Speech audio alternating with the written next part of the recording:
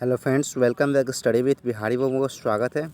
चलिए आज हम बीपीएससी 132 का जो अगला पार्ट लेकर आ रहे हैं धर्मनिरपेक्षता पर। ठीक है, तो भारतीय संविधान में धर्मनिरपेक्षता का क्या कैसा रोल रहा उसको हम देखेंगे। ठीक है, उसको लेकर क्या कैसे बना, किस तरह उसमें नियम है। ठीक है, ये सब हम पढ़ेंगे। ठीक है, तो चलिए स्टार्ट करेंगे। आज हम 13.3 जो है उसमें भारतीय संविधान की धर्मनिरपेक्षता। ठीक है, इसको हम स्टार्ट कर रहे हैं। ठीक है, उससे पहले से रिक्वेस्ट भी है कि जो चैनल को सब्सक्राइब नहीं किए हुए हैं, जो पहली बार आए हैं, कृपया सब्सक्राइब कर ले और बेल आइकन को भी दबा दें, जिससे कि आपको नोटिफिकेशन टाइम पर मिल सके। ठीक है, तो चलिए शुरू करते हैं। आज हम भारतीय संविधान में धर्मनिरपेक्षता। ठीक है, चलिए भारतीय संविधान में धर्मनिरपेक्षता शब्द को शामिल किया जब इसे नहीं किया गया। ठीक है, एक ध्यान रखिएगा, ये जो है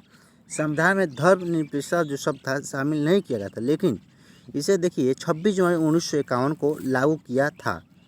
यद्यपि धर्मनिरपेक्षता और संविधान में शामिल नहीं किया गया हो, लेकिन सत्यता यही है कि जब लोकतांत्रिक देश बना तब मौलिक सिद्धांतों में धर्मनिरपेक्षता को शामिल किया गया था। ठीक है, चलिए इसका संविधान में जिक्र नहीं था।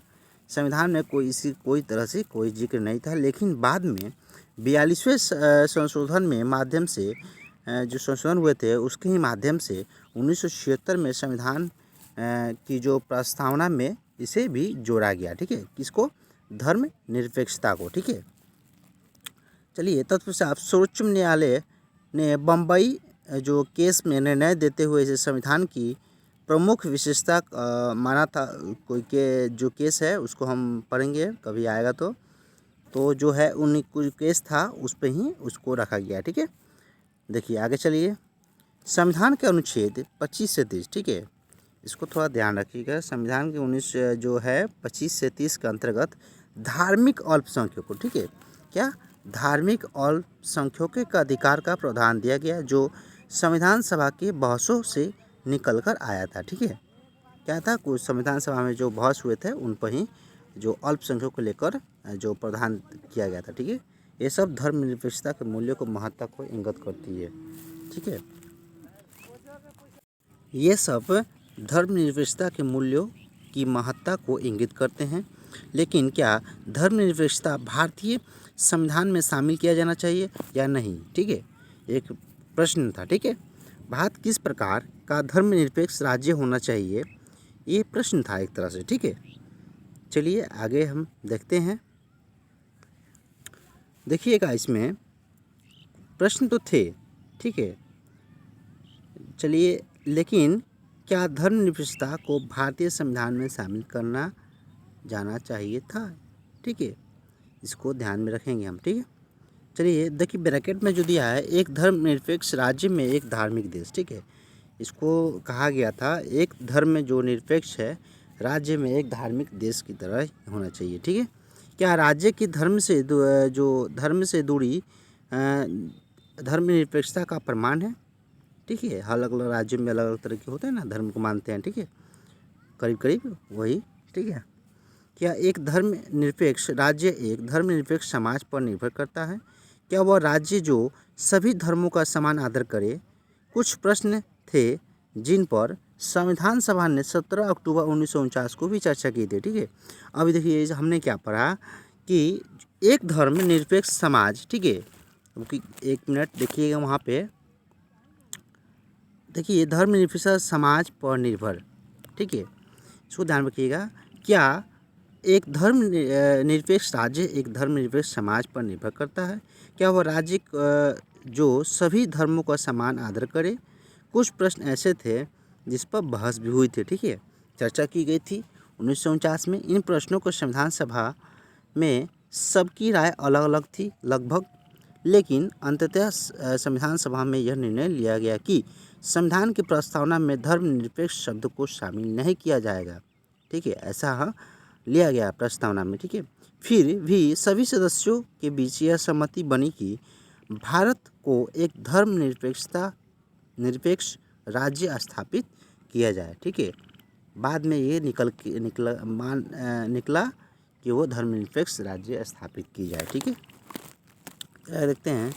तथा अधिकांश सदस्यों में यह सहमति बनी कि राज्य में धर्म से अलग रहना चाहिए। अलग अलग राज्य जो है ना, राज्यों से अलग रहना चाहिए ताकि समाज में लोकतांत्रिकरण किया जा सके। ठीक है, चलिए अगला पैराग्राफ में देखते हैं। सैफली जहाँ, ठीक है, जो है साइंस, पॉलिटिकल साइंस की ज्ञाता है, ने धर्मनिरपेक्षता पर 3 वैकल्पिक तर्कों का पहचान की जो संविधान सभा की बहस में दिए गए थे। ठीक है, इनके अनुसार पहला तर्क यह था कि धर्मनिरपेक्षता का कोई सिद्धांत नहीं है। ठीक है, इसको ध्यान रखिएगा, धर्मनिरपेक्षता का कोई सिद्धांत नहीं है। इसको इससे बोला है धर्म के लिए कोई ये नहीं है।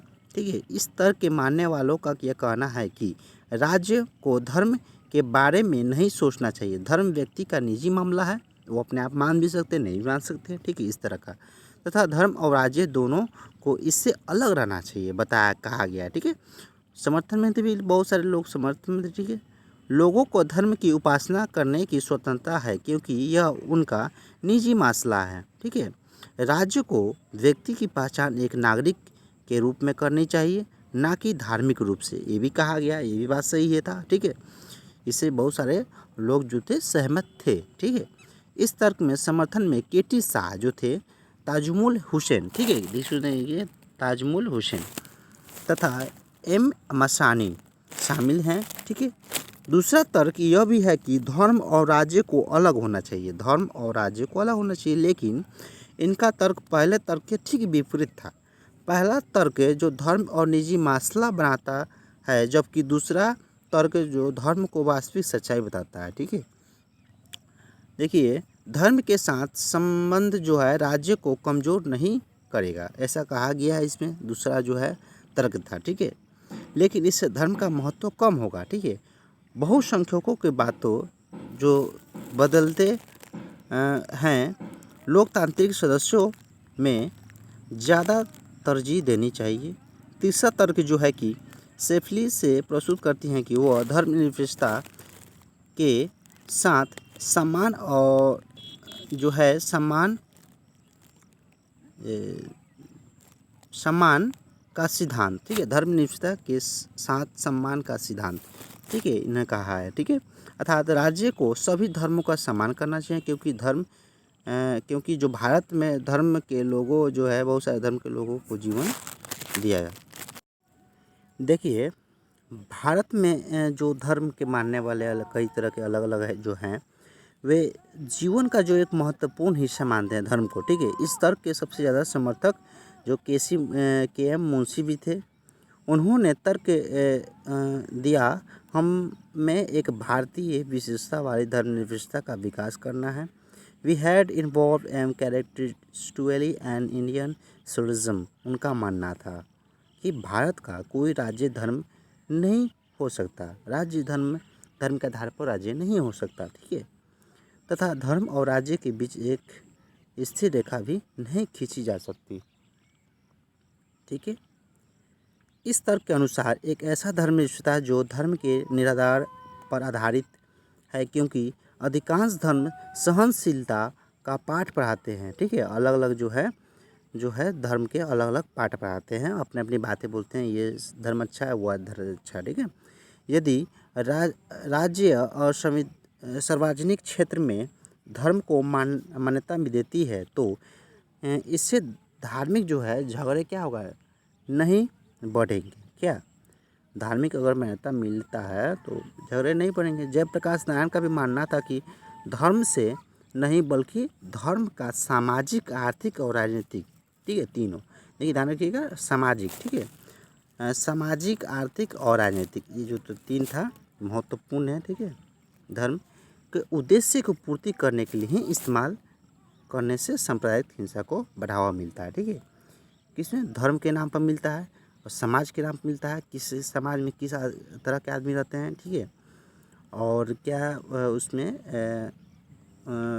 और आपका राजनीतिक से फ़ायदे से होता है। ठीक है, पीछे हमने भी बहुत सारे पढ़े हुए हैं, राजनीतिक फ़ायदे क्या क्या है इनमें, धर्म जाति में। ठीक है, मैं पढ़ चुके हैं। ठीक है, चलिए आप क्वेश्चन कुछ आते हैं, इसको देख लेते हैं। देखिए, धर्मनिरपेक्षता क्या है, हमने पढ़ा ना धर्मनिरपेक्षता किस तरह से लागू हुआ, किस तरह उसमें क्या क्या था, धर्म के रिलेटेड क्या था। तो इस पर हम क्वेश्चन लाएंगे अगले वीडियो में, ठीक है। क्वेश्चन ख़त्म हो जाती है तो एक इन्हें, ठीक है।